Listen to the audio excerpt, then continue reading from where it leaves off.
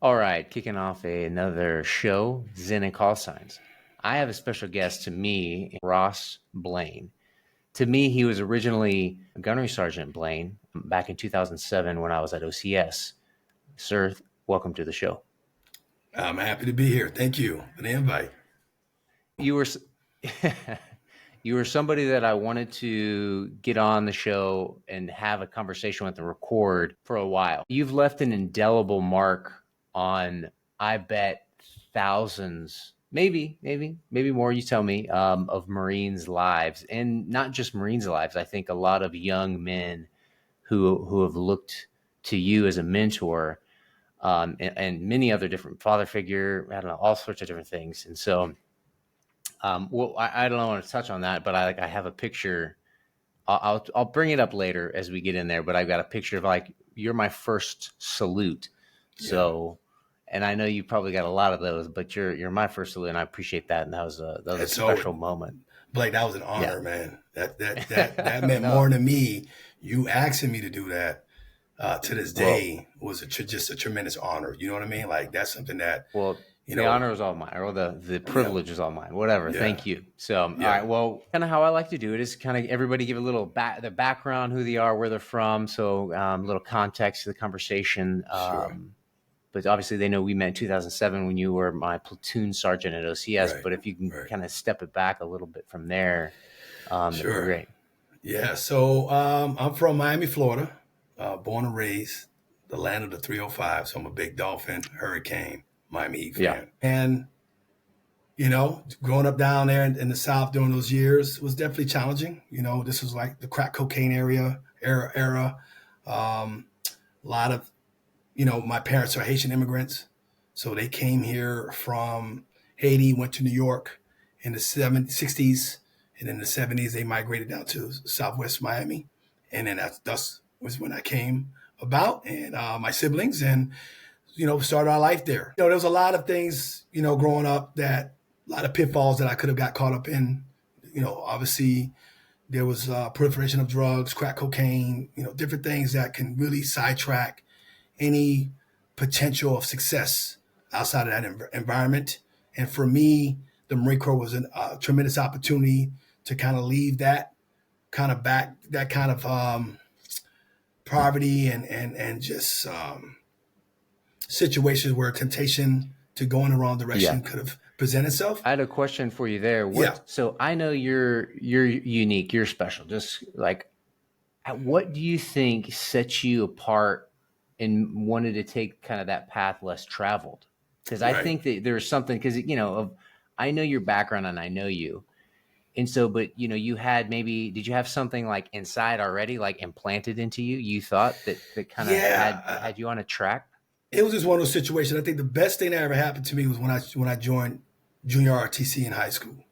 Okay. Um, and the leadership there, I had some really powerful African American instructors that really was able to profoundly impact me in a way that the military was definitely an option that I could be really good at. Right. I had some leadership success as a student, and they saw something with me that I didn't see within myself, that I can overachieve, not underachieve. And I think that's something that's always been a goal of mine, no matter what it is, to be a competitor, be a contender in life. And Yeah. for me, during that because of the environmental conditions, you know what I mean? I wanted something greater, and I didn't want to Yeah. be another statistic out here in the streets.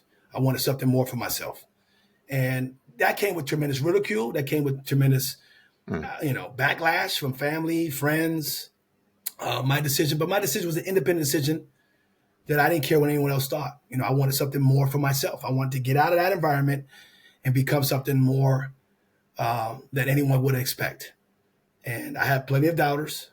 Specifically when you talk about the Marine Corps. Marine Corps, you crazy? Like, Right. those guys are crazy. There's a lot of different negative stereotypes of that institution, the military in general. But I didn't care. For me, it was just like, no, I want to be better. I want to travel. I want to get out of Miami and go out there and set my own path in life. Yeah. And I'm a person that wants to take on any type of difficult opportunity and show and turn it into an opportunity where I can have success and surpass any expectation. And so I'm goal-oriented. I'm built that way. I'm a goal-oriented person. And that just comes from the tough upbringing and survival skills I learned from a child into adulthood. You know, I grew up with very strict, my Haitian grandmother raised me, my father's mother, and raised me with values of self-reliance, independence, hard work, accountability. She really infused that mentality in me at a very young age. Like, we couldn't go outside and play unless we took care of our chores, you know, and if we didn't get that done, there was some discipline and consequence to that. Just the accountability piece, right? Having a sense of integrity, having a sense of community was important for my grandmother. Right. And so that was something that was important to me. And another thing that I wanted to leverage in pursuing the military, when I was coming to high school, it wasn't so much that I didn't think college was something that was for me at the time. But my father told me, hey, if you're going to join the military, at least go out there and pursue and get your education.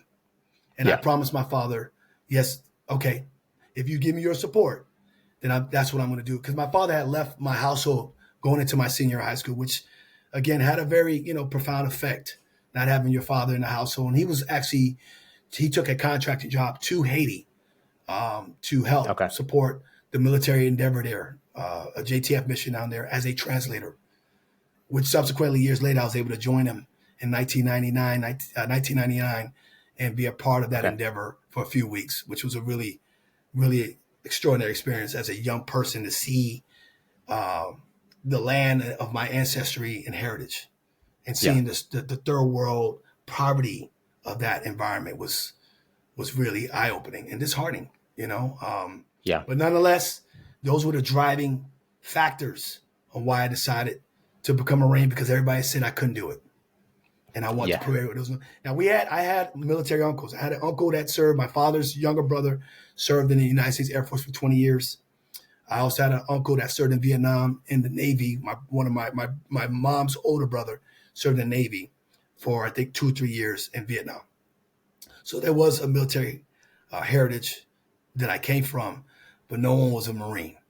And that attracted me the most when I talked to the recruiters. The way he challenged me and said, "Oh, I don't think you can do it. Only the best of the best can become a Marine." I'm like, I'm the best, and I'm about to prove you wrong. You want to doubt me? Then let's go. You know what I'm saying? Yeah. So that's always fueled my fire throughout my life. Like, if someone tries to doubt me, that okay, I'm gonna overachieve, not underachieve in life. What do you have a good experience with your recruiter when you went to, sign up at the Marine? Like, did you just walk in like, hey, I'm going to be a Marine? What's up? He recruited me because I was a stand-on ROTC. I started really honing my skills about my junior year when it came to like leadership, command presence. Right. I was in drill teams, did a lot of extra activities, did different drill meets throughout the state of Florida. And I really enjoyed the culture of structure and leading. You know what I'm saying? That's something that I think that was just innate ability. Yeah. I was also working. So as a young man, I had a lot of leadership responsibility. And I was kind of above my age. I was working at a movie theater. I was a supervisor, kind of worked up to, kind of like assistant manager kind of roles. It was just, I was very mature above my peers. And I think that was something that really kind of set me apart. You know what I mean? Because I always looked up. My mentors are always the big brothers in the neighborhood, people that were doing positive things, that was always guiding me because they saw something positive. And that's what stimulated me. And again, meeting my ROTC instructors, 2 African-American ones that served 20 plus years each in the military, Vietnam vets. Those guys really, implored of me that, hey, there's opportunity. You have opportunity to be great. Go out there and pursue it. Yeah. And don't allow the conditions of the community drive you in a bad place. So that's what really challenged me. So that recruiter, his uniform, the way he stood apart, that swagger that us, Marines carried himself, and then that dress blue uniform. He's like, hey, you want to earn one of these? I'm like, hell yeah. What's the blueprint? You gotta go to Parasana. You gotta do this. You gotta do that. I said, well, I want that. Yeah. And you think you have what it takes? You damn right I have what it takes. Let's go. Yeah. So I was thrilled. I was thrilled to be the first of the family to represent the United States Marine Corps. Yeah, absolutely. Yeah. Yeah. So when did you go in? What time, what year was that? 1995, summer of Okay. 1995. I graduated All right. high school 1995, and I enlisted. I think it was March that year in direct. What is it? What is it? Entry. What is it? That program, delay entry program. Okay. Sorry, Yeah. it's been some time. So I was in the delay entry program March of that year. I actually tried to do it earlier, but my mom wouldn't sign off on my paperwork because my decision was pretty much set going into my senior year that I wanted to pursue a military career. So at Yeah. that point, I was driven. I wasn't looking at anything else but taking on that goal. Did you have So, anything particular in mind you wanted to do in the Marine Corps? not necessarily. Just wanted out of Miami. To Yeah. be honest with you, just wanted out. A lot of my colleagues were played for athletics, basketball, football. You know, a lot of my great friends that had a really set, good mindset as far as leaving Miami. And I was like, well, Yeah. you guys going to college to play ball. I'm going to Marine Corps to become a Marine. Either way, we're Yeah. all getting out of this community to go Yeah. become great. To go out there and let's go do something great. And so that was kind of a collective mindset we all shared. We all kind of departed. My timing of departure was August of that year, and time with all the rest of my colleagues that were on their way to colleges and other things. So that was what it was All right. about. Well, can you kind of give us the wave tops from, you enlisting to, how about do this from when you enlisted to then when we met, 2007? Okay. So I enlisted and went to Paris Island, Yep. August to October. Graduated. Obviously went off to MCT, Marine Corps Combat Training. Subsequently, 2 weeks after boot leave. Just graduating and becoming a Marine, going back home was this exhilarating Yeah. process for me, for the family to see that I made it. I did it. I was a squad leader, so I was Yeah. able to get mentors, PFC, and had some success as a leader in boot camp where I felt like, okay, this is something I could really do. Once I left there, I went to MCT, Marine Corps Combat Training in North Carolina. Did our weeks of training there. And then I went off to 29 Palms, California to become a comm center operator, communication center operator. So I was a communicator. Really old school equipment in today's world. But Yeah. our job was to pull out message traffic, top secret, be able to communicate to the commanders throughout the battlefield, across the world. It's kind of our role. So we were part of that. And then that role changed into more of a cyber 4066 MOS, where we became more computer engineer type analysis Yeah. type entry level troubleshooters type thing. Engineers, we was able to establish communication networks from a SAT communication down to the end user, no matter every time and place. So that was kind of my role there. Yeah. I had an opportunity to go to 22nd Mu. So after I left MCT, I went to Marine Corps Squadron, Communication Squadron 18 in Okinawa, Japan. That was 96 to 1997. Had an opportunity to deploy to multiple theaters from Korea to Thailand to Australia, opportunity to mainland Japan. So it was a pretty cool experience. Really loved it. I remember when I first got to Okinawa, they're like, hey, don't unpack your bags in 2 weeks. Less than 2 weeks, you're off to Thailand for Cobra Gold. And then subsequently, it was this deployment after deployment after deployment.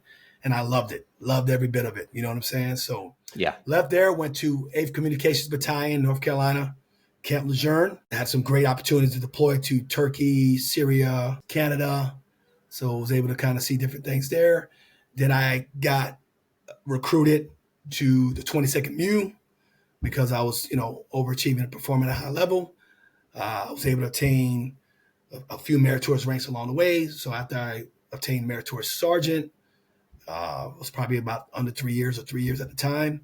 I was able to get a role at the MU as a communications chief there with satellite. I'm sorry, with our cyber team, Yeah. networking stuff like that, computers, working with radio men in the Navy, and had opportunities to deploy all over the Mediterranean, from Jordan, Turkey to Israel, Egypt, Malta. Really fascinating deployment. It was the first deployment we actually had female Marines. I'm sorry, female Marines and female sailors on our crew. It was a USS Bataan. So that was the Okay. historic. And not only was it historic for that alone, far as occupancy, right? Because Yeah. most of the time your MU deployments were mostly predominantly all male. So this is the Yeah. first time we was able to integrate women onto the ship and do a combat deployment. It was also the first MU commander that was African American, Colonel Gaskin at the time, which Okay. again was just an amazing, amazing experience to work for his staff. I was part of the S6 staff that worked directly for him and was able to get an opportunity to be mentored by him directly as a young sergeant and sit in those staff meetings, providing him VTC resources, communication resources, and just seeing that dynamic of him just leading and representing people that look like me. It was Yeah. it was just a really amazing, which we didn't see a lot, especially during those times in the Marine Corps. So for me, Yeah. it really inspired me. It really inspired me. Once I got done with that, I had got orders to Parris Island, South Carolina, to become a DI, drill instructor, which was by far. Go Did you ahead. pursue that? Did you want to do that? Yes, I had got flagged for recruiting and DI. Back then, it was kind of like voluntold because Yeah. we had such Yeah. short numbers. This is early, before 2000, late 90s, early 2000. So it was a big push to try to bring talented Marines, but some of it was kind of like voluntold. Yeah. Fortunately for me, I got flagged for recruiting, which I was like, hell to the no. I want Yeah. to be a drill instructor. And Yeah. so when I got Hearst for recruiting and spoke to the drill instructor monitor, he's like, hey, you're the recruiter. The Hearst team is a combination of both type recruiters, right? They're looking for Yep. talented individuals, and they're just going to send them either way. When I had the conversation with the Hearst team for recruiting, I was like, listen, I want to be a drill instructor. So, well, you're like a poster board for recruiting. You're a high achiever, meritorious sergeant, blah, blah, blah, blah. You've overexceeded expectations throughout your career. Like, you're exactly what we need in recruiting. Recruiting is a little more demanding. Be billet, okay? Special assignment. I said, no, I want to be a drill instructor. Yeah. That's where I want to do. And I was able to make a very compelling argument, and they changed their mind and sent me down to Parris Island. Well, initially I was supposed to go to San Diego, MCRD San Diego. I was Okay. pushed out Yeah. of Camp Lejeune, and they was going to send me to San Diego, which I was actually excited about. And then, long story short, they changed my orders to Parris Island. They had a greater need for Parris Island drill instructors. So that's where I ended up at. Went to DI school Yeah. summer of 2000, and subsequently had a phenomenal career. Was meritorious and promoted to Gunnery Sergeant. Couldn't imagine that opportunity to present itself. Had some adversity there. Okay, at one point in time, I was pending a summary court martial for false Oh. allegation of recruit abuse. Yep, and I was able to persevere through that adversity. It was funny because I got sat down basically on administrative discipline hold, so I could no longer train my platoon due to these allegations of abuse, which Wow. ended up being false. And my promotion to staff sergeant, I was a below zone selection to staff sergeant in under 6 years, which was again a tremendous accomplishment that I never saw coming. Just didn't Right. work, right? So Yeah. I was a below zone, so I was like the second, probably the third or fourth out of that promotion board to get selected at the bottom, right? And with that said, now I saw a naval message traffic saying that my promotion to staff sergeant was in abeyance, and I had to wait almost pretty much a year to pin it on because I was at the bottom of the below zone. Yeah. And a month before my preceding promotion, it was the month of May, I got sat down. My promotion date was June, and it was devastating. Yeah. Devastating. And probably one of the lowest points that you could have in a career, where I was just killing it. And it taught me a lot. Taught me a lot about betting on myself. Taught me a lot about who's really on your team, who's not. The jealousy Yeah, of others. especially That when you're innocent. absolutely. I Oh, saw a lot of yeah. that. I had a lot of sea lawyers in my ear, but I Yeah. trusted my gut. I got me a really great attorney, and we fought, and we was able Yeah. to get that entire situation set aside. My actually company commander stepped up, set aside it went from a battalion court martial down to company level. The company commander knew I was a great Marine, that this was some kind of bogus stuff. And long story short, I was exonerated, pinned on staff sergeant, subsequently a year later, meritorious gunnery sergeant. So you just have to continue to just, you know what I mean? Keep Yeah. doing the work. Don't let any of that set you back. And it taught me a lot about myself, that no matter what adversity in life, you can persevere and Yeah. just keep doing the work. So left there, meritorious gunnery sergeant, and end up at Norfolk, Virginia. Did a quick stint there because I got voluntoed to come up to OCS. So I Yeah. was there from '03 to, but really actually, yeah, '03 to '06, early '06. I did under 18 months between leave and everything else, and relocating. Got because of the big push of us fighting two wars simultaneously, Iraq and Afghanistan, and part of that surge push, Yeah. which you were a part of. They brought in Parasite and San Diego drill instructors to prepare for the manpower required to bring Yeah. in a higher quality of OCS candidates through. So I was part of that push, and subsequently that's where we actually met in '07. Yeah. There So you go. kind of pause there for a second because I'd like to chat about your experiences. You mentioned a few different experiences when you were a DI at Paris Island, and I'd love for you to share any of them that come to mind, or the most indelible marks of transformations, leadership, good, bad, ugly, from your time as a drill instructor, creating Marines. Yeah, again, being a Marine Corps drill instructor is probably one of the most greatest. Next, I mean, OCS is definitely right behind that, where you have just tremendous lifelong, life changing impact Yeah. on the future leaders of tomorrow. I think the Marine Corps is a great um, kind of a blueprint, or just kind of a stepping stone, regardless you do 4 years or you do a career, to give you intangibles of leadership, discipline, bias for action, intangibles that can set you up for success no matter what you do thereafter. And Yeah. being part of molding young men and young women, right? Because we Yeah. also have opportunity to interact with female Marines, even though we had segregated at the time. We had segregated platoons, male and female, gender by gender, which is no longer the way it is today. I was able to really see tremendous female Marines in such a dynamic light of respect. And Yeah. it just opened my eyes to, when you have so many type A personalities, the best of the best that are down there, and you're able to compete against so many great role models.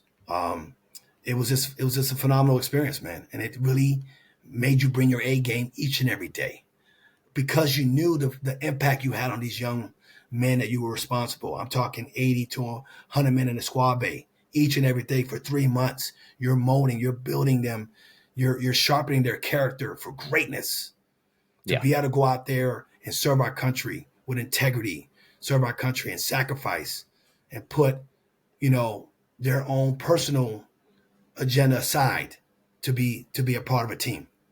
And that Yeah. team bleed green. It didn't matter what your political affiliation was. It didn't matter where your cultural background was. We're all here for one reason: Yeah.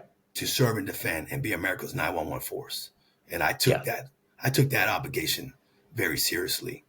And to give you a quick story, some of the things that were amazing for me, especially as a when I was a senior drill instructor, How and old were you at the time?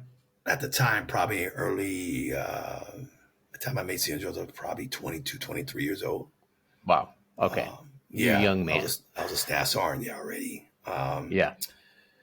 And I remember my first platoon.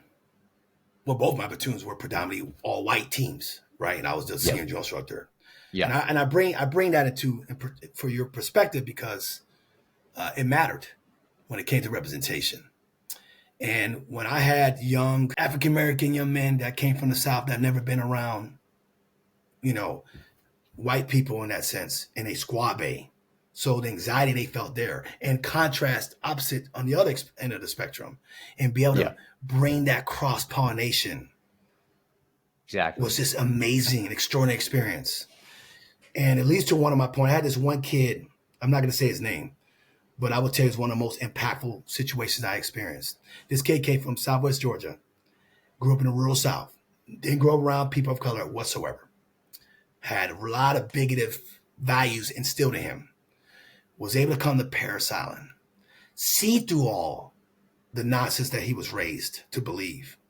And I remember when he graduated, he was a PCP recruit.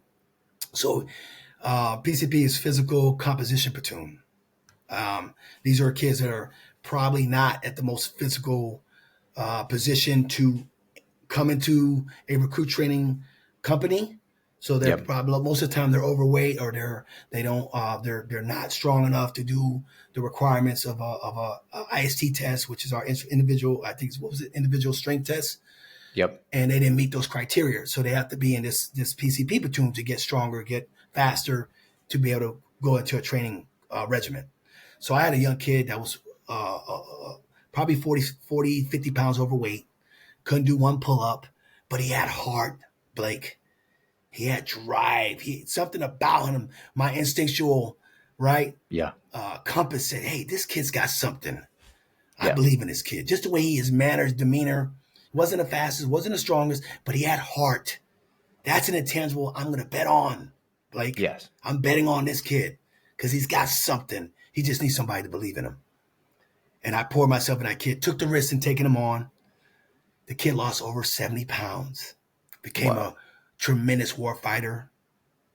And I remember being on the squad bay during family day, and his parents came in on deck, and he's actually standing next to me.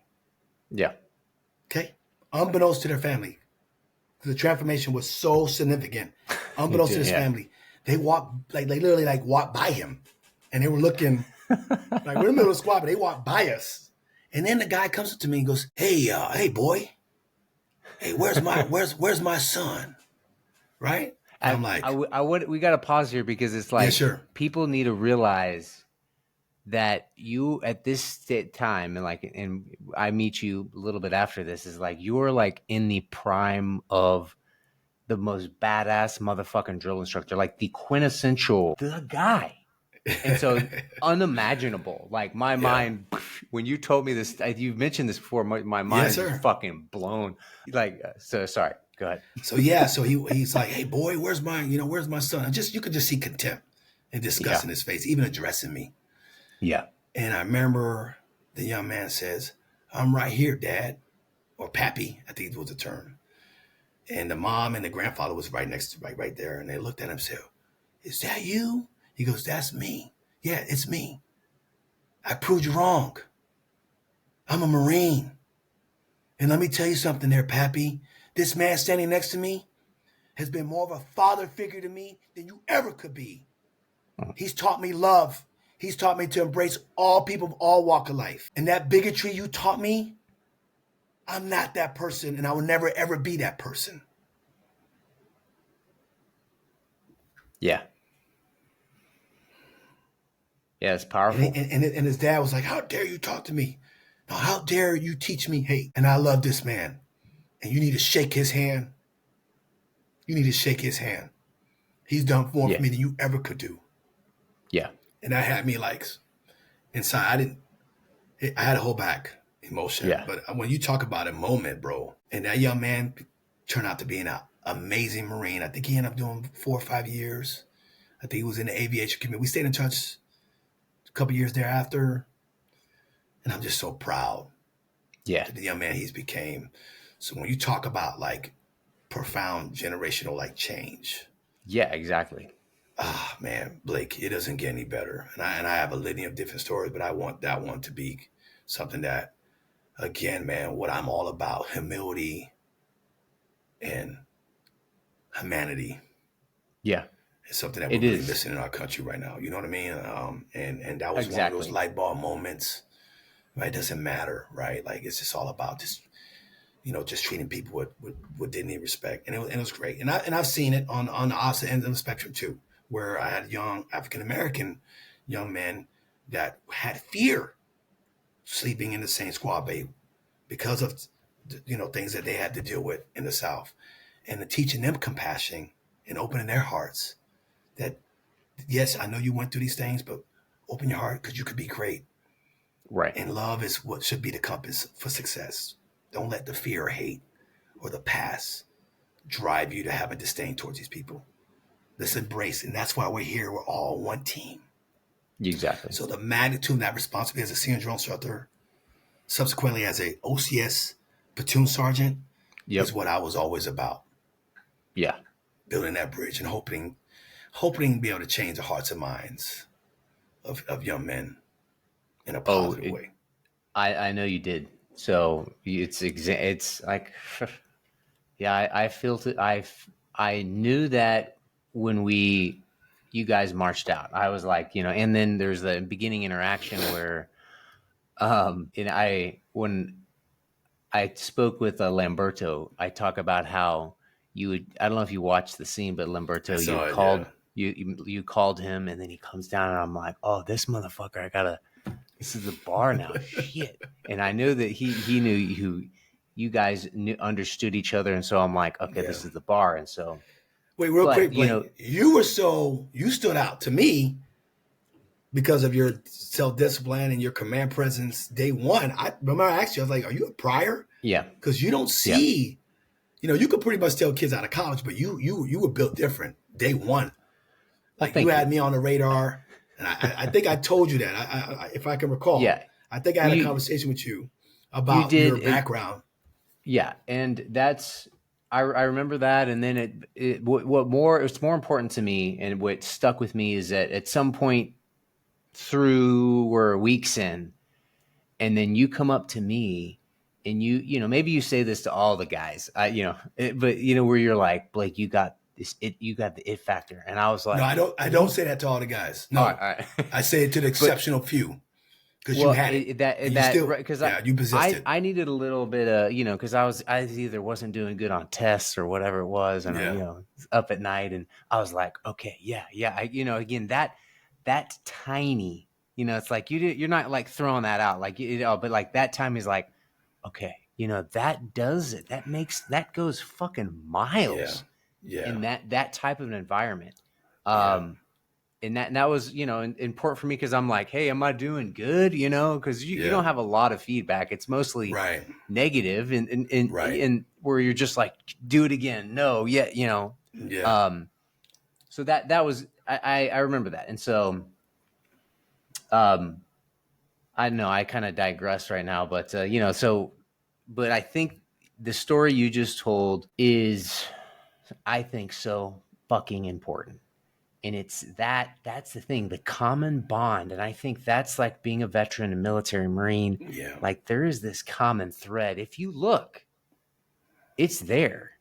Yeah. And like to be able to have the opportunity to change a mind that was kind of literally bred to Yes. just see a color of another man and think that it's bad, it sucks, it's Right. whatever. Right.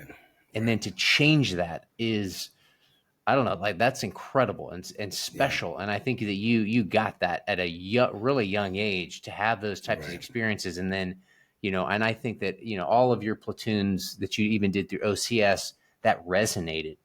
Yeah. And because I could feel that to some degree, that you were a little bit different, although well, Staff Sergeant Ream, at the time, they were good guys. And Yeah. also Captain Hume at the time. Yeah. Yeah. Um, but yeah, like it showed through what you had in the background and what you were bringing to the table of like that Yeah. overachieving. And I think everybody and I believe that everybody that it has been through 3 months of either OCS or, this equivalent of boot camp has had that. So thank you. I No, appreciate you man. giving Yeah. kind of everything, every part of your being and body and mind, body and soul to that, because it's an incredible effort. If people don't realize, of like the Marines or the candidates are working hard, but equally the guys running the show in the background I mean, because they're just like doing it over, like cycling over and over, being Yes. kind of run ragged to a degree. Yes. Yes. It's very, there's definitely a different contrast between recruit training and then the officer cannon school Yeah. environments where the physicality demand Yep. is way higher. Right. You guys are premier like athletes. You have top. I mean, these are the best of the best, overachieving young individuals that's had tremendous success their entire lives, Yep. academically and athletically. Right. I mean, these are the cream of the crop. So when you're on that stage, you can't half-ass. You got to come No. hard. You got to be able No. to compete. You got to be able to set a high standard. And I really Yeah. challenged myself, even though it was a lot of Yeah. blood, pain, sweat, and tears, to like Yeah. make sure I hold myself to a higher standard, to make sure I hold a beacon of leadership to you all, Yeah. at all times. And that's something you got to bring your A game 24/7 around these. And it's not Yeah. like you're not going through things, right? It's not like you're going through Right. missing Yeah. your family. You're not going through pain. You're not going through frustration. You're going through all that each and every day. But once I walk out that squad bay, I got to bring it. I got to Yeah. bring it because the magnitude of the responsibility is tremendous Yeah. because of what the role you young candidates are going to walk into thereafter, right? Thereafter, you're Yep. going to be platoon commanders responsible of men and women. And this is a Yeah. period of combat. So majority Yeah. were going to the fighting line within 12 to 18 months thereafter. And that's something Yep. I deeply express to you all. The reality of that. So if you're going to walk through that, if you're going to walk through our squad bay, there has to be, without question, any doubt in my mind, that you're a leader of Marines. Yeah. And you're going to Yeah. put their welfare and their well-being first and foremost, and not your career and personal endeavor. Yeah. And you were part of that. You were one of those that I was proud of, that walked out of there because I knew you had that character and had the intangibles to lead by example, Yeah. not lead by, oh, what can I get out of it, or my resume, or hey, if I kiss butt to this commander, I'm gonna, no. That's not. Those are the ones I Yeah. got rid of. Those are the ones Yeah. I didn't want. I want guys that were, when you stepped in front of the Marines the first day, you were credible, Yeah. you were humble, and you were not afraid to be vulnerable, because that's when you earn respect Yeah. as a young officer and as a Marine leader. So Yeah. I hope I was able to implore and project that magnanimous responsibility, because It that's was on instant me. credibility. Exactly. It was. And I had some help along the way, but I think that certainly you were probably the capstone on, and again, I think that from your background, like, I think I needed to experience somebody completely different, somebody that didn't look like me, but then translate across every line. We're different people. We look different, but yet the same, like, we can kind of find the singularity. And I think Yes. and that's why I say the capstone, that was like the finishing piece.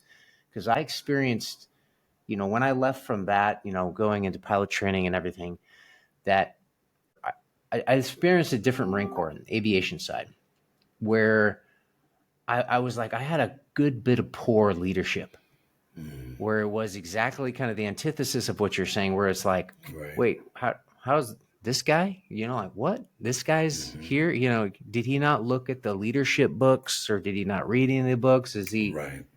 What the fuck happened? And so, Right. but that was the indelible mark. And so, I appreciate that, because it's shaped my, philosophy. I equate it to this as like, where the bad leader will come up, just, this is a generality. It's like, hey, hey, there's the pillbox, charge the pillbox.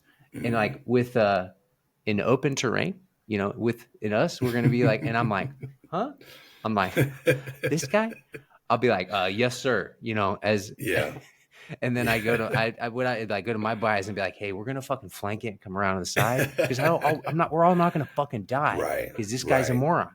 right, You know, it's like solve the problem. We're gonna accomplish the mission, but we're not just right, all gonna die for this right, guy that has no idea what he's doing. right, right, So still like mission accomplishment, but right. yeah. So that's I digress. So I wanted to kind of hit back to you. Let me hit on that same point though. Like Yeah, that's yeah, something that I think we, I implored on you guys too before you guys left, right? Was that, we talk about mission accomplishment first and true welfare. And I disagree with that, right? It's about true welfare. Take care of your Marines' well-being. yeah, Make sure they're they have what they need. They have the resources to be successful, and the mission will be accomplished. And I think exactly. as a leader, it's all about you creating a culture of success by ensuring that you put their success before yours. Yeah, Right? I don't give a damn about a promotion that I'm selfishly or politically trying to chase. I care about those young Marines having right, greater success in their careers than I ever was able to achieve. Our goal right, as leaders is to give them the blueprint to be better than us. right. And too many times when you see failed leadership, it's about their own ego they want to stroke. It's about what's Exactly. in it for me. Yeah, And that's something that I couldn't tolerate. And at times, just like you, I would undermine openly, or I would right. challenge them if that's what their whole agenda was. And I think as a leader, yes, we have to be great followers, but sometimes you got to be able to, leadership also is not to follow, right? Or question, right? Oh Or, yeah, or hold them to a yeah, standard if it's something that we feel is not something that's ethical, or you're not living, you're not projecting a lifestyle or projecting a command presence of right. ethics. You know what I'm Yeah, saying? and what comes to mind is the Afghan pullout, where I'm like, why did the only guy that got fired was a lieutenant colonel in Camp Lejeune at the time, and then Mm-hmm. no other Marine, only Marines died on the exit, and no generals got fired. We left. Mm-hmm. We left $800 billion there. I'm like, what? I'm Mm-hmm. like, I feel like most Marines that are veterans now are inquisitive, to say the least, Mm-hmm. of like, what really? So the Marines got, so generals there, also everybody got promoted, Right. but right, I was like, what is up with that? Yeah. And that's something Yeah, that's prevalent, I would say, within military culture. We see it all the time, the scapegoating, yeah, right? Those at above try to scapegoat those below, knowing yeah, willingly that you were in concert with their game plan. Or if they provided you opposition and why, you didn't put that into consideration until yeah, ultimately it did backfire, and it's just easy to point the finger below. And I right, just don't stand for that. I never stood for that. I couldn't respect that. And so, yeah. yeah, Well, yeah, it's some combination of nepotism and then blaming the lance corporal for right, the right, general's failure. It is like, right, and it's like, yeah, who is buying that fucking right, line? I'm right, not, but maybe I guess other people are still. I don't yeah. know. So, on that note, then I'd love for you to kind of give me your thoughts on, your philosophical operating system, because I mean, you're a really fucking smart guy, and you've led men all over the world from OCS to like literally creating men, leading men all over all different situations. I mean, it's kind of an open-ended question, but I was like, do you have a philosophical operating system or kind of ideas that guide you? Yeah, it's kind of what I talked about before, man. My whole motivation is just, again, creating a culture of greatness and a blueprint for those that I'm able to impact and influence, regardless if it's in the military in uniform or even out here in my community. I just want those that I'm able to, give my wisdom and experience. I just want them to do better, with that information, and, you know, push them to see beyond their own greatness. So a lot of times you can't, if I didn't have great leaders along my military career that saw something in me and Yeah. really pushed me along the way, like a really great coach that pushed Michael Jordan, right? Right. When he got, didn't make his first, his varsity team as a freshman or whatever it was, like, and someone still believing in him. And Right. that self-belief also drove his determination for success. It's kind of the same thing, right? Like, we got to make sure as leaders that we're pushing our young men and women when we definitely see that there's something there, that they can extraordinary success just by showing that you care and you love them and you believe in them. It's Right. no different what I do on the football field. I may have kids that are, may not be, the most physically gifted kids or most talented kids, but my goal as a coach and as a Marine, as a leader in general, is to instill in them a self-confidence of greatness. That's my ultimate responsibility, is to instill in them that you can be great. If you take on these techniques that I'm teaching you, and the techniques could be, do your, as a Marine, do your, I always use this thing where, and I think it works in life, and it's something I used throughout my career. There's a difference, and I'll use a Marine Corps example. There's two type of Marines, and I could say that's two type of people in this world, right? Either you're a pretender or you're contending for success. Okay, so let's use the Marine Corps as an example. When I gave the speech, no matter if it's at the Staff Academy, Corporal course, I didn't care where it was. I always like to kind of shape it this way. So let's say as a Marine, right? If you're contending your career as a young Lance Corporal or as a young lieutenant, be a contender. You're out there kind of like I'll use a sports analogy. You're like a boxer that's hitting the heavy bag. You're doing the speed bag. Or if you're an MMA fighter, you're working on your ground and pound. You're working on your kicks. Whatever that is, you're working on your trade, right? And as a Marine, you're working on doing your MCIs. You're working on being extraordinary when it comes to physical fitness and your preparation there. You're working to go above and beyond when it comes to your technical prowess, when it comes to your MOS. You're always trying to overachieve success because you're driven by that. And that motivation is also driven by those around you that you're inspired to be as good or better than. You're promoting them to be as good or better than what you are, right? And that's gonna coalesce amongst that team that you're training with, because they're gonna work harder to see you succeed. That's important. So again, as a Marine, I want to contend for that next title bout, which could be, as a Lance Corporal, I'm trying to contend to be a corporal. That's a lightweight bout. I want to win it. That could be an opportunity of demonstrating mastery of, again, technical skills. It could be an opportunity of demonstrating mastery in front of a promotion board. Meritorious opportunity. I'm contending to win that board. Yeah. Now I got that light belt. I'm trying to get the middle belt, which is maybe staff and CO. Eventually, I'm trying to be a super heavyweight, right? That could be senior enlisted. As an officer, that could be as a commander one day. You're contending. And even when you get knocked down, you get back up.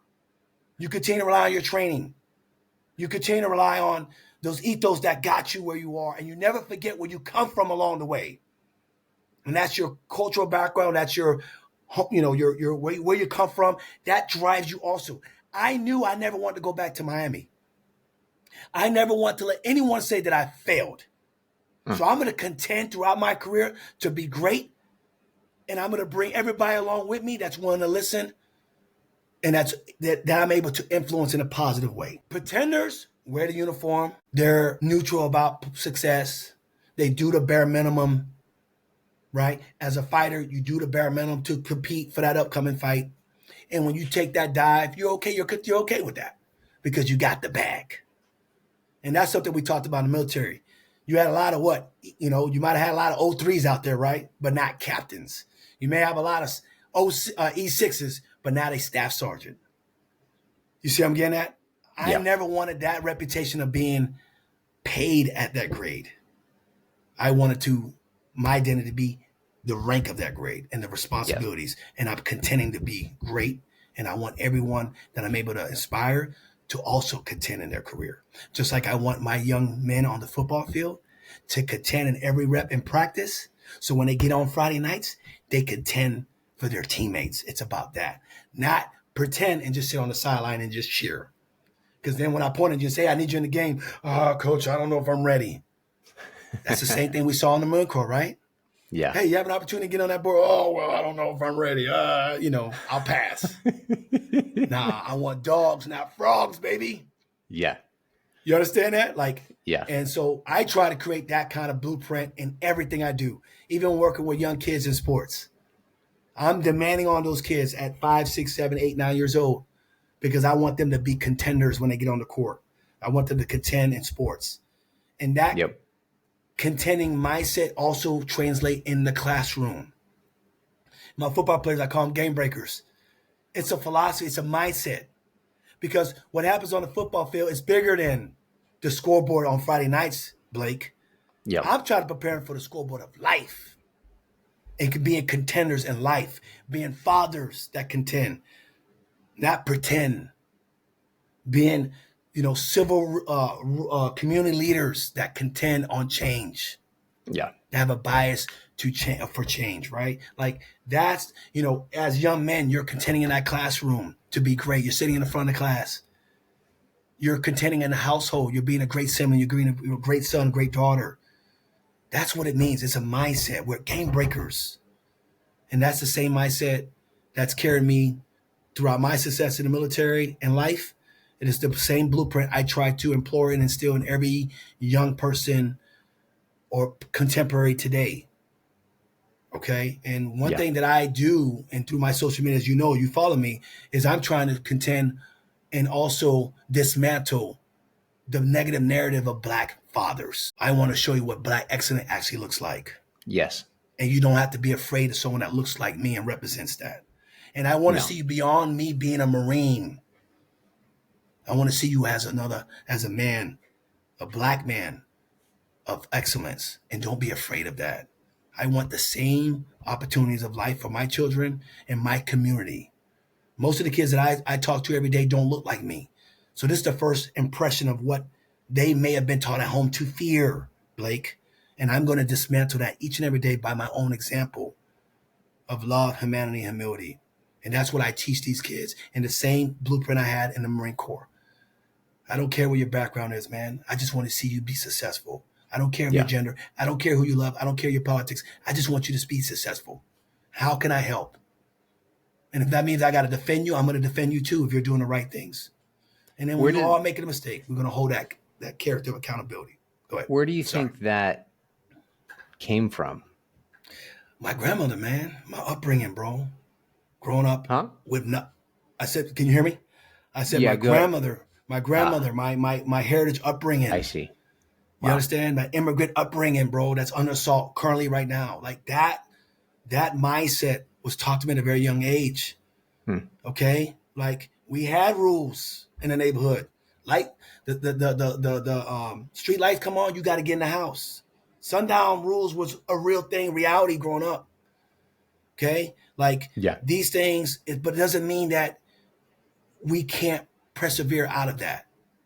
Agreed. Okay, and the key thing is education. The key thing is making sure you don't allow that to keep you from becoming great and contending. All right, it could be an impediment. Absolutely, it is. Yeah. And I'm not going to sit there and say, oh well, we just got to strap our boots up and there's why you can't. If this guy did it, how come you can't? No, every environment is different, and I don't want to cast that aspersion because the reality is what it is. But the reality is also is that hey, I'm going to do something about it. I'm going to continue to try to do my best, and I'm going to also, with my success, make sure I share that success so they can be better. Yeah. And that's what I live by today, right? Because we all have the equal. If we all had the equal infrastructure for success, we'll see that success rise in no matter what community. But that's not Yeah. just a reality. But don't allow that reality to be a situation that keeps you back. Let's just keep pushing through and break through. Because our generation as fathers had done better than what our parents had to endure. Correct? They lived through Jim Yeah. Crow. They lived through a lot of structural, institutional racism.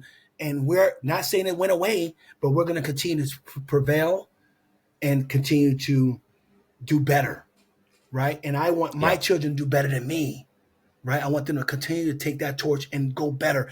And even my failures, I want them to do better than my mistakes. And I think that's where it comes from. My grandmother instilling at me at a very young age, accountability, and don't allow anything to keep you back. Okay. And my parents also infused that, but my grandmother solely Yeah. raised me with that work ethic. Does that make Um, sense? yeah, it does. So kind of as you just said it there is like Do you have any failures that you think would be relevant to this conversation you'd like to share? Yeah, sure. I just felt one failure in particular throughout my career. I just wish when it came to my older children that I would Yeah. have been more mindful in spending time with them instead of being so enamored with my own personal success. With my success, in my mind, I'm creating more opportunity, right? The more promotions, the bigger house I could put you in, the more better schools they can attend. You know what I mean? Yeah. That was kind of like my mindset. Let me provide. Let me keep my head down. Let me grind. Let me put the needs of the Marine Corps first and foremost because that's my job. That's the way I think we are engineered to define ourselves. And it was a mistake, and it subsequently led, to the failure of my first marriage. There's other variables in there, but I'm just saying, like, I wish I was more mindful, regardless of that outcome or not. I wish I was more mindful along the way where I wasn't trying to be the first one in, the last one to leave. You see what I'm Yeah. saying? Because of the Yeah. pressures of success.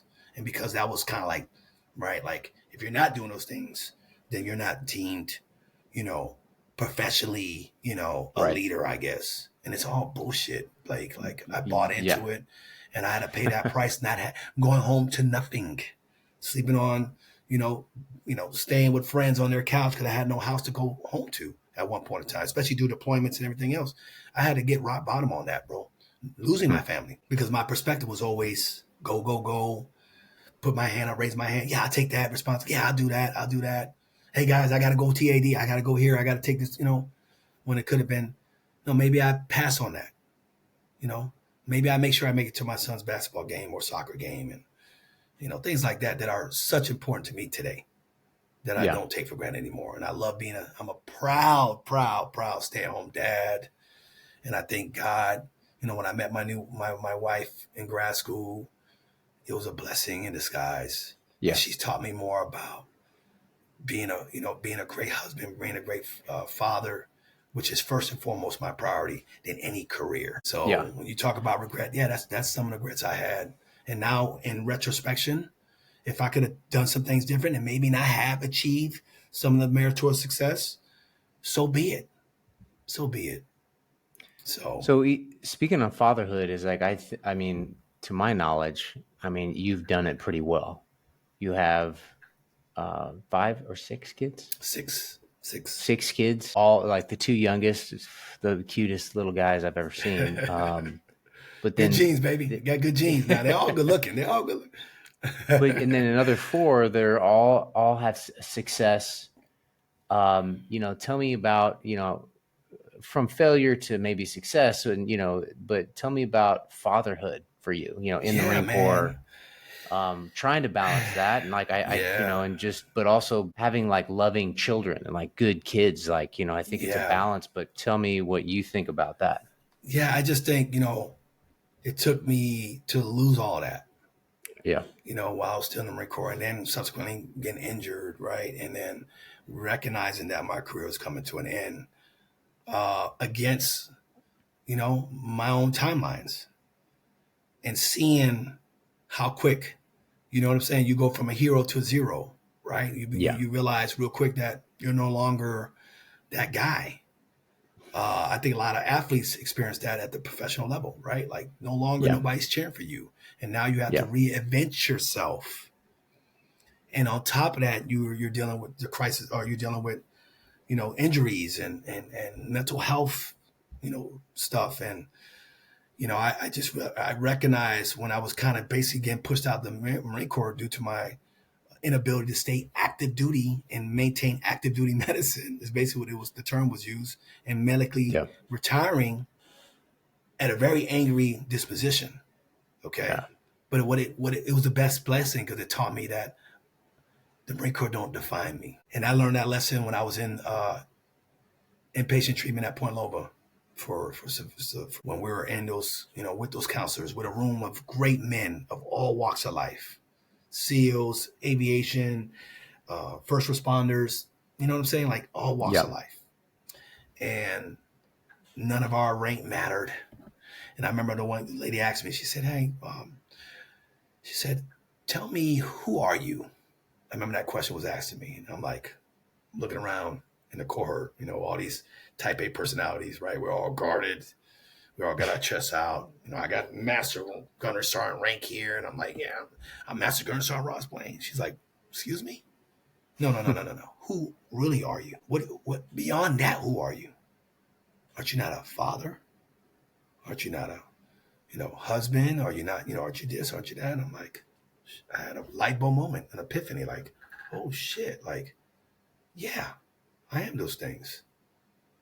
And this doesn't define me. That I allow it to define me for all this time. No, that doesn't define me. And I think having that introspection at that moment, that again, light bulb moment to say, you know what, I had this shit wrong, man. Like, I'm more than just that. And that's when I really decided, okay, I need to reinvent myself. I need to let my hair out, man, and not be afraid to just go out there. And I want that to be what people say, that you're a great father. You're first and foremost, you're a great husband and you're a great father. That reputation means more to me than a Master Gunnery Sergeant in the Marine Corps, right? Like that's when I decide that that's more important. And with that, I need to dive into my kids. I have to try to make sure I'm there for every, momentous occasion that I was able to do, because I've always was like focusing on career. And so I do my best, try to get to as many birthdays as I can. It's tough. My kids are older now, but they're going to get that phone call. They're going to get that text. They're going to get that FaceTime call, no matter where they are in the world or in the country. And I'm going to always make time to travel to visit them. I'm always going to make time for us to do family getaways. There's nothing more like being with all my children in one room, which is very difficult now. They're all adults. They're becoming adults. 2 in college, 1 on the way to college, and 1's a professional athlete. And I just want them to know, that I'm sorry for not, I always tell them I'm just always remorseful that I could have been a better dad along the way to be there. But at the end of the day, I am where I am now, and I'm just going to continue to keep working on being better. And that's all you could do. Just continue to contend on fatherhood, man, and continue to strive for greatness there. And make sure I continue to love them and meet them where they're at too. They're all unique personalities going through different trajectories in life. And you know what? You just got to meet them halfway sometimes, man. And sometimes my advice may not be the advice they want to hear, but that's okay. I'm going to always be resolute on my perspective, but at the same time, cheer them on if it's opposite of what I think. Because I got to allow them to be their own person too. Exactly. And be able to fail and not always try to fix it for them. And that's something I really push on my kids. And I love every one of them, man. They're what makes me go each and every day, Blake. As you know, as a father, man, like, listen, they drive my engine, man. I always, you know who Dan Bilzerian is? He's like this, listen, he's the guy with all the chicks on the boat, and you're like, doing traveling the world. And I look at this guy sometimes, and I'm like, man, that looks like fun, it's probably fucking fun.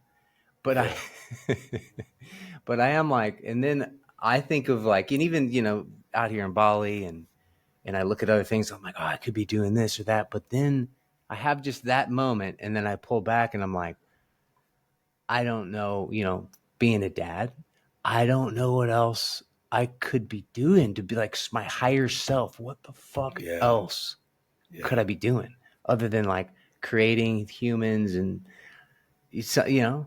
what else? Like there's nothing. I don't think there's a higher, maybe other than being an OCS or a drill instructor, maybe. But yeah, I agree. Man. I agree with you. This is the greatest building of all time for me, man. Dude, I know what I'm saying? I can imagine. I love it, bro. I love to see the milestones. I love helping my son with their homework or their Mandarin. Yeah. I love attending my children's graduations and moving into college and just being part of that experience that I never experienced and living vicariously through them. My son went to his first college football game at Georgia Southern University. Shout out to Georgia Southern University Eagles. And I was just so proud of him, man. Yeah. He's an independent young man. He's out there making it happen. My son, Jaden, my daughter's in her senior year, finishing a year early out of college, pursuing her bachelor's in physical therapy, and subsequently will pursue a doctoral Awesome. starting next year. Wow. Like, these are the things that that my kids just inspire me, bro. Like, in a way that Yeah. I'm just so proud of every one of them, man. They in this life of love, man, and they're my moral compass, man. To make sure Yep. they hold me accountable, right? They hold me accountable, and I really Yeah. enjoy when I can have conversations with them and hear their perspectives and learn from them. And I think as a Yeah. father, you know, it's important to hear your kids out. You know what I'm saying? Especially as they get older. It's one thing they're young and you got to kind of, you know, streamline a little bit more. But if they Sure. become adults, man, once my kids turn 18, it's like our dynamic changed. I'm more of a consulting now. Like, I'm going to consult you. It's not Yeah. do what I tell you to do. It's more like, here's what I think. Yeah. And, you know, think this through, think that through. But if it works out, great. If it don't, I okay, like that. we learn. I think Yeah. that approach is, that philosophy is, it's a really way of them showing them respect as becoming adults. Yeah. You know, and they're going to disappoint you. So what? That's part of life. That Yeah. disappointment is more for them to learn and us guide them through that and then help shape it. If they Yeah. decide not to change the behavior, then so be it. But I'm still going to love you. Yeah. I'm still going to be there for you, and I'm still going to be your biggest fan. So Yeah. for me, getting up every day, making my kids breakfast, driving them to school, talking to my kids every morning about being great, being a good student, showing self-respect to not only yourself, but to your fellow classmates. I always say classmate teammates. Showing respect to your teachers, overachieving in the classroom, right? Be the one that's always putting your best foot forward. I don't care if you make straight A's or not, but just put straight A energy into your work. Okay? If it falls a little short, so be it. We'll work through that. That's Yeah. okay. But just go out there and Exactly. just be your best and be kind and be respectful Yep. and be a leader, not a follower.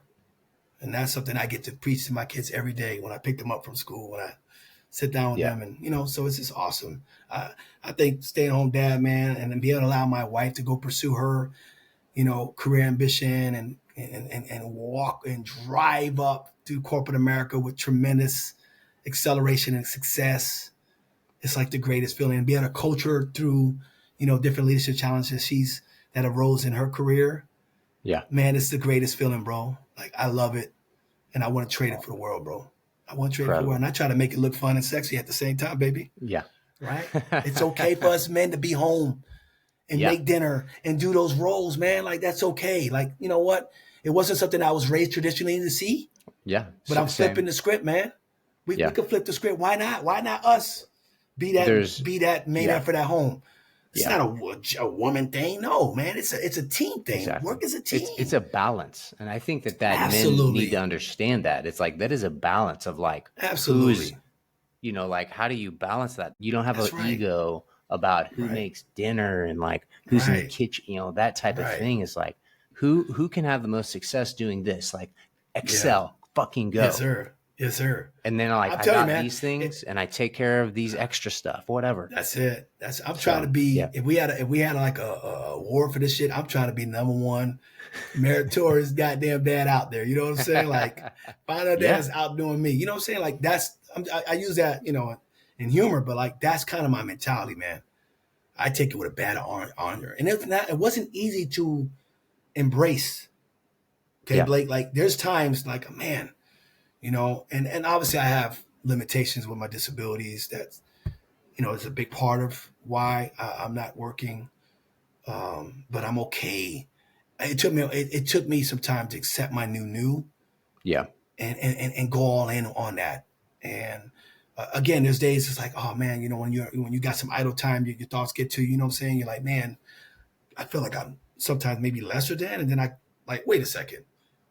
Oh, I got to prepare for dinner tonight, or I got to, can't wait to get my kids so we can go practice. You know what I'm saying? Like, I'm able to like snap back in and say, you know what, this is a blessing. It's a blessing. It's not something that because I have young kids, college. Right. I guess my last question, since we're just a little over an hour here. Yeah. Everything that we're kind of chatting about, and my thought, my opinion is, and why even I do this podcast, it, to some degree, is my heart and soul goes into preventing veterans suicide, because it's somewhere between 20 and 40 veterans. You know, you could throw first responders in there too. Yes, sir. So it's even a greater number. Yes, sir. So something like 50 veterans and first responders are committing suicide every day. And it's an insane number. And I just wanted to kind of throw that out there because, everything we've just chatted about, I think builds somebody up to be, in some degree a Marine, and they lose their purpose when they Yes. get out of the Marine Corps. Yes. And they have their ego is tied to the Marine Corps. And so that's Yes, them, and they've sir. lost Yes, themselves, sir. lost their Mm-hmm. mission, and Mm-hmm. lost their purpose. So, Yeah. what do you have to say to that, or some kind of last parting thoughts or words? Yeah, I tell this all the time, to our colleagues that are getting ready to retire. First of all, start planning your exit strategy, 2 to 3 years Yep. out. Make sure you're getting your VA documentation. You got to stop getting your own way sometimes, right? Right. Like there's no shame to go down to doctor or go request for a mental health evaluation to identify some things that maybe you've been suppressing, because in our generation, especially mine before yours, we were taught that was weak. That was even at Paris Island, like as an instructor, like that's weakness Right. if you show any empathy or compassion, and I think that's just been the ethos of the Marine Corps of my generation. And you buy into that, right? It's kind of like how they are able to indoctrinate you, right? Where we don't, Yeah. if they wanted you to have a family, they would have issued you one, right? Like, Right. we're just war fighters and we kill, kill, kill. No, man, that's not reality. We're still human beings with hearts and souls. And I tell guys, men and women that are transitioning, to make sure it's about you when you're walking out. Have a exit strategy, okay? And first and foremost, make sure you document every, you know, pain, injury. Make sure you get out of this mindset that like you going to VA, it's like some kind of handout you're chasing. Like, get out of here. You done X amount of years in the military. You deserve every dollar, any compensation of disability. You deserve it. You should have 100% mindset. Right. Okay.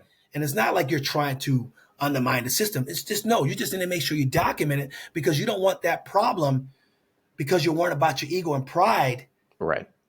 come up and surface years later. And now you're out of an opportunity to get it service connected. That's Right. just ridiculous.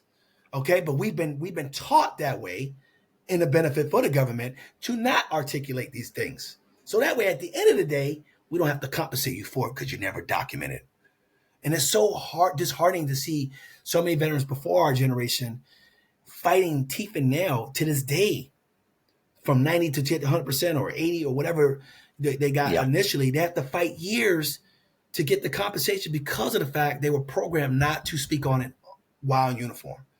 And that's something that I think that leads to some of the dissatisfaction and depression that happens thereafter, because that's a revenue source that's very important once you Yeah. walk out of there. And a lot of them are masking these injuries, especially mental health, invisible injuries, and they're going into the workplace, and now it's surfing in itself. And now they can't keep a job, right? Now their finances are disrupted, okay? Because you only make it so much on your retirement if you retired, Right. right? So now subsequently you're in this world of hurt, and you're going through this identity crisis, and you're going through this, who am I? What direction am I supposed to go? So I always tell guys, first and foremost, please take care of that first and foremost. And it's okay. It's okay if you don't have a plan initially, right? Like, that plan is going to be fluid, right? As you get closer to retirement. But the number one thing you need to do is make sure you're documenting everything. So as you're transitioning, you are going to receive the compensation you need out the door. That's first and foremost, because that's a revenue Right. stream that's important, very important. Second thing, find your true passion. Find your true passion. Now, maybe it might be something you're going to have to evolve into, but that's okay too. What I see a lot is so many of us veterans, we just go back to our comfort zone of government work, or maybe NRTC. Now, I'm not saying those things are bad. I'm not saying that's great. But for a lot of them, it's just you're doing something that you're comfortable. It's okay. Just like it was when you joined the military coming out of high school or college. Yeah. That was an uncomfortable decision point or crossroad, right? Right. And you had to make something of yourself once you got into the institution. It's no different when you're transitioning out of the institution. It's almost like a form of recidivism, where you have to go back to a government or some entity to feel connected. And I'm not saying that's wrong. That's awesome for those that need that. But I'm also saying it's okay to go out there and leap out on faith and try something completely unorthodox. I Right. have buddies that are joining bands, that are artists, that are doing things that maybe they suppressed their entire life to wear this uniform. and now they have fear of jumping back into it. No, man, bet on yourself like you did. That got you where you are Right. today. Yeah. The And that's obstacle is okay. the way. Absolutely. And that's Yeah. okay. Go live, go travel, go do the things that might have been obstacles when you were in that uniform. Go experience those things now. Yeah. Don't be afraid to reinvent yourself. I've done skiing. I've done a lot of sports that I would never imagine, especially from a cultural perspective, bro. Yeah. Right? And I'm on that mountain skiing with my ski bike and my, disabled stuff, stuff that's allows me to do those things. And it's like the proudest moment being on top of that mountain, man. And Yeah. representing my culture, representing, what I'm saying, something that people that look like me would never even dare to experience. But now I can be a role model to them as even fellow veterans Right. to say, let's get on top of that mountain, man. Let's traverse it. Let's feel that wind blowing through our hair. It's spiritual for me, man, to be able to go out there and challenge myself. Go out there and whitewater raft with my children. Something I never would have experienced back in Miami, right? Like Right. go out there and just do things that give you a spiritual endeavor of love and just happiness, bro. And that's what I'm all about it now, man. Like something I would never imagine when I was wearing the uniform. Yeah. Absolutely Well not. said. And I'm out there, going out there and doing it. And I love it. And I love to travel. I love to see all aspects, all cultures. When I took my kids to Italy last year, or even this year when we went to Canada, every year I want to take my kids out of the country and go see something. We went to Mexico this year. Like I want them to be able to ingrain themselves with that culture Yeah. and love those people for who they are and embrace that. We'll come out to Bali next. Yeah, we got to set something up, brother, for sure. For sure. I got a buddy out in Australia I got to go visit too. So my wife, All right. we're continuing to Okay. grow our bucket list, man. Well, it was a pleasure having you on. Thank you so much for taking time to speak with me. It's absolutely a pleasure to spend this time with you, Blake. And you're my brother. I love you. You're I my love you brother too, from another brother. mother, man. And you're a great dude. I appreciate you always staying connected with me over the years. Yeah. I'm so proud of what you did in your career and the life you have today. The feeling's And the mutual. fact that you So you continue to contend and reinvent yourself, right? You're out in Valley now and, living a good life, man. I'm inspired by that, bro. You're an inspiration to come me. on, dude. Yeah, Hey, yeah, cost yeah. of living is about like 1/10 of San Diego. So I'm just saying. I don't disagree. Now, I love my sunshine out here. Don't get it twisted. I pay that sunshine tax Yeah. proudly, but the thing is, I just have young kids, I have older kids, I know. it's one of But those I'm things just where making. my I'm gonna wife and I keep. definitely, I'm with you. Listen, my wife and I are definitely talking about a day when once we get the last two out to college, her and Yep. I want to move and maybe go out the country and live our best Yep. lives together, So it's All right, something that we brother. Well, definitely talk about. yeah, yeah. Well, thank you for your time, and it's been an awesome conversation. I look forward to our next one, man. Good to see you. Absolutely. Thanks for the invite, man. God bless you, bro. And Semper Fi, my brother. Simplify.